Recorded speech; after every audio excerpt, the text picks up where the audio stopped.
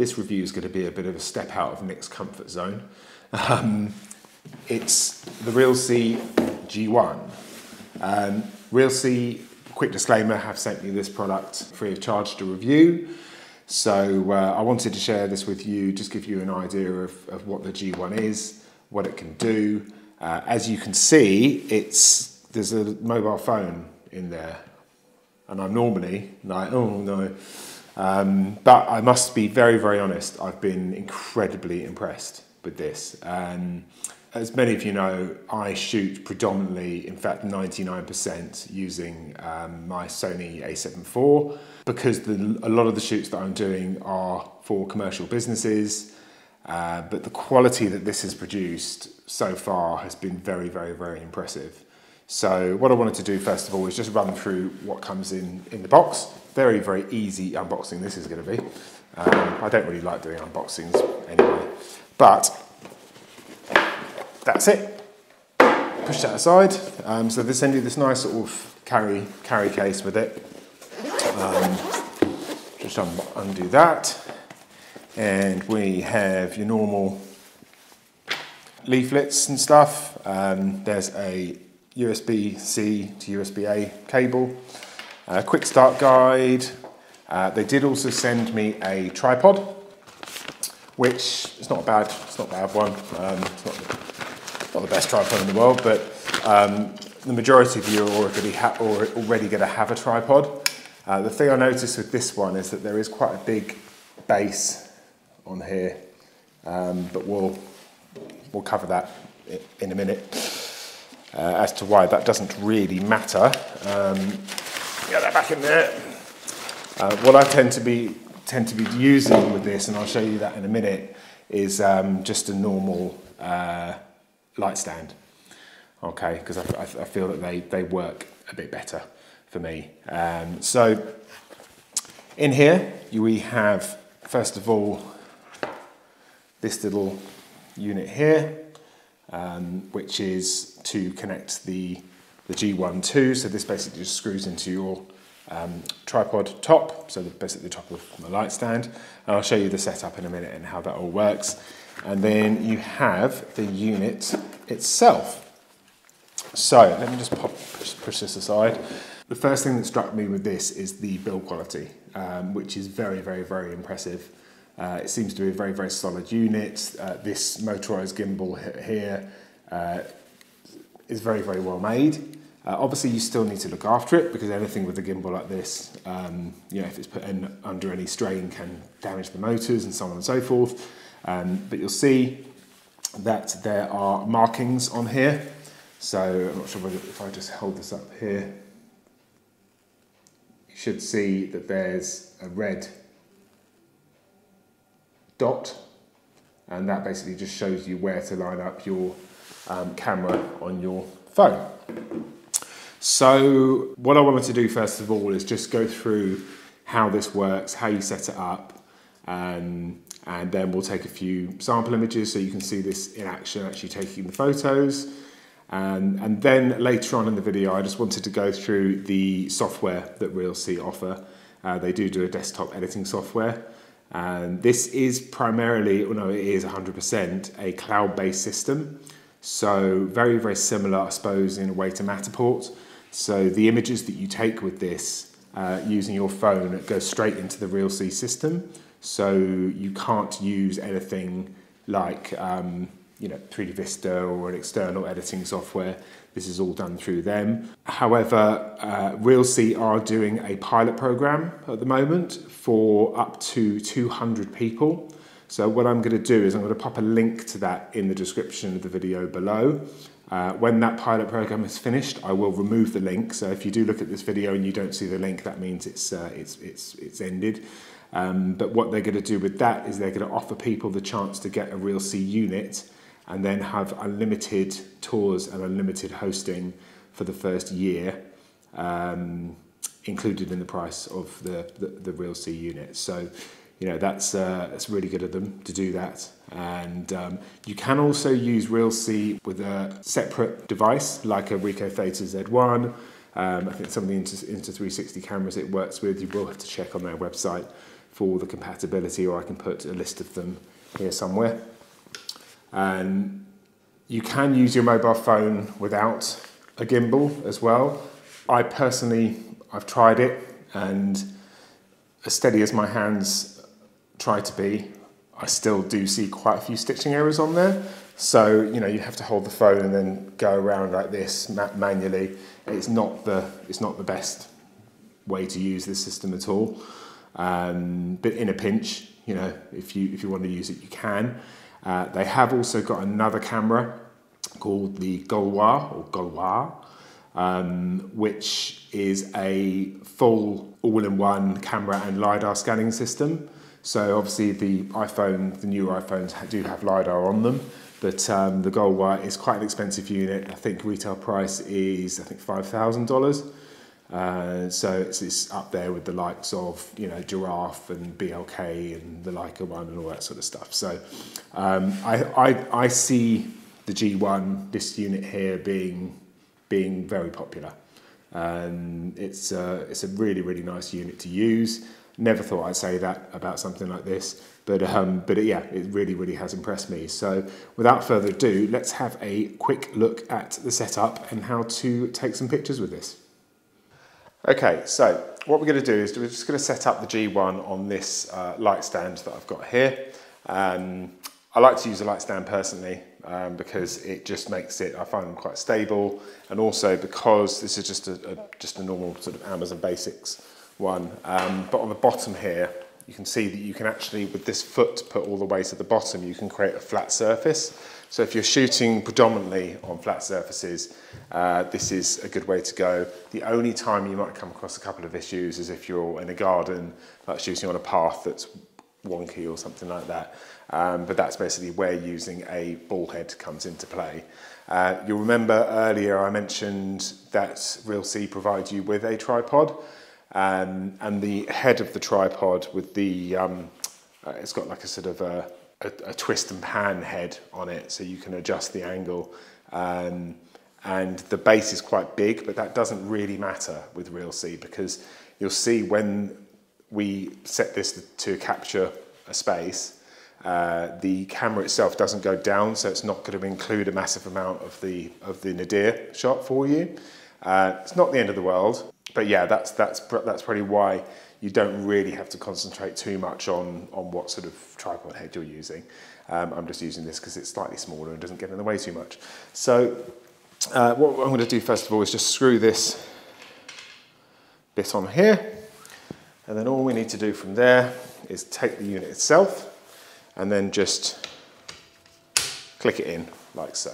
Okay, easy peasy. Now with your phone, I would recommend taking it out of the case. All right, so if you have got a case on there, I mean my one is quite slim, but if you have got one on there, I would recommend it taking it off, because it may affect the lining up of the lens on there. All right, there is a sticker on the top here that says, I don't know whether you'll be able to see it, phone camera direction. It just shows you which direction to have the camera facing in. So I'm just going to pop this on here. Get it the right way around. There we go. So just pop that there, pull that up, and then we're in. So what I'm going to do is just line up these dots.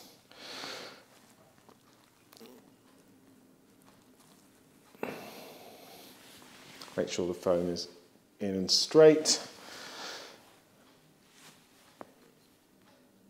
And there we go. Okay, so if I show you here, you'll see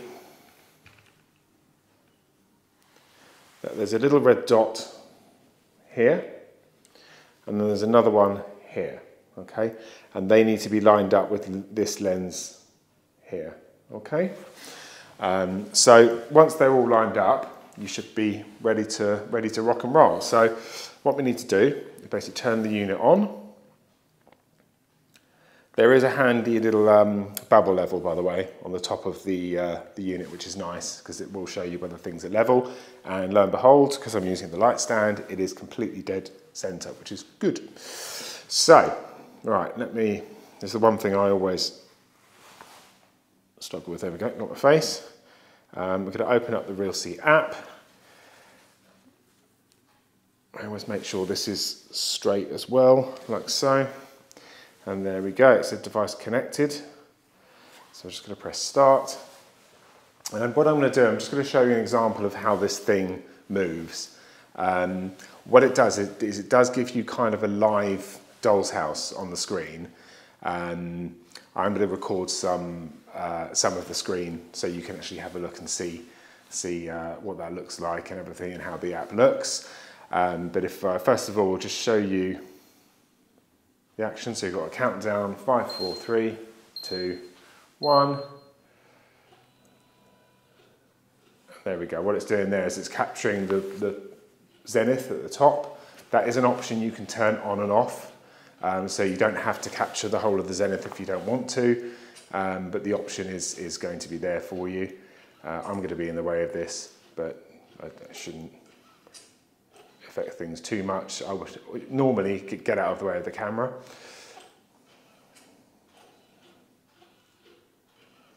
You can see that it's, when it's moving round, it's moving pretty quickly.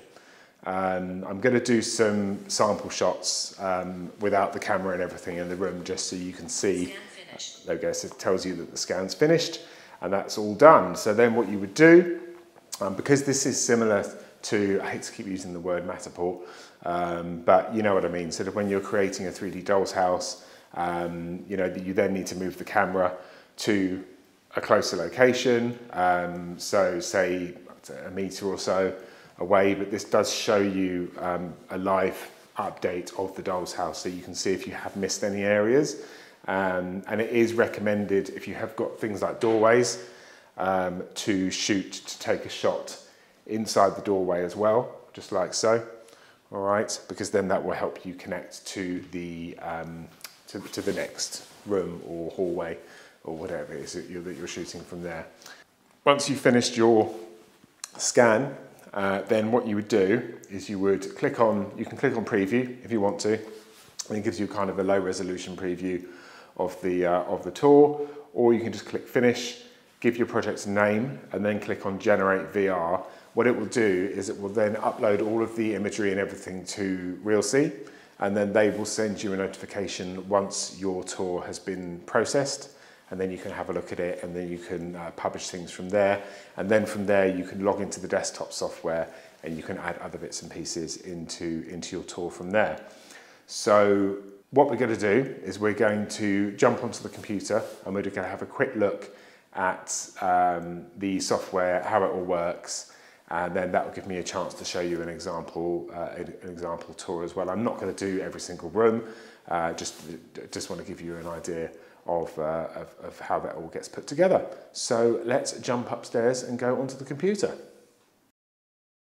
So what I wanted to do is just give you a sort of a walkthrough of what this does. To be very honest, it's reasonably detailed. The one thing that is very detailed is the floor plan editor, and I'll show you that shortly. But this is where all the sort of the main tour editing is going to be done, for example. So you can see this is what I was talking about earlier, the nadir patch at the bottom here.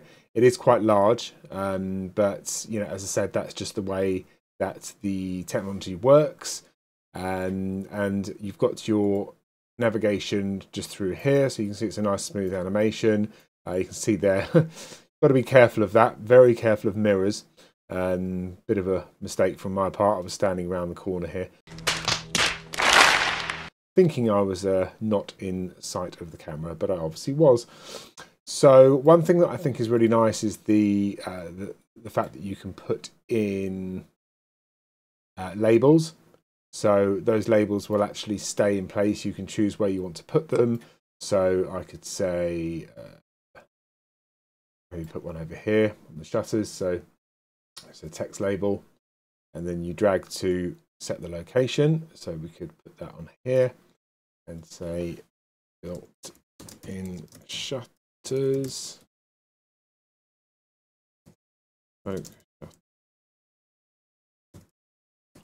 Something like that, and then save.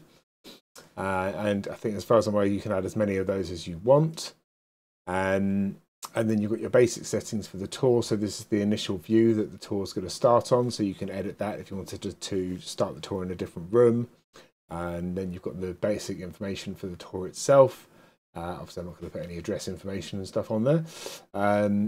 You can also put other labels in place as well. So multimedia. So if I click on that, you can add 1 audio file or 5 video or image files, which is good. So you could have an audio file sort of talking through the through the property, for example, explaining a bit more about it.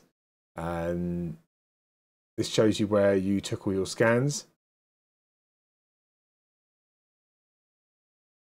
It's quite a handy feature to have, just as an overview of all of the scans that you have. There is a filter tool as well, which I haven't used. I probably wouldn't use that personally. But if you have got a room that is slightly darker, you could, I suppose, there we go, brighten it up, change it, and so on and so forth. And you've got this one as well, which is a warming filter. In fact, it can give quite a good effect, actually. So that's nice to have the option of that. There is a blur tool as well, so you can blur certain parts of the image. You wanted to, you know, take out faces or number plates or sensitive information within the tour. And then you've got the floor plan editor, which is this here. So you can see it is quite detailed.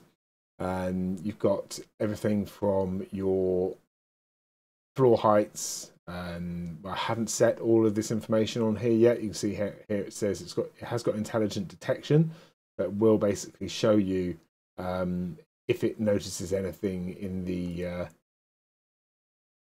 floor plan itself that is incorrect.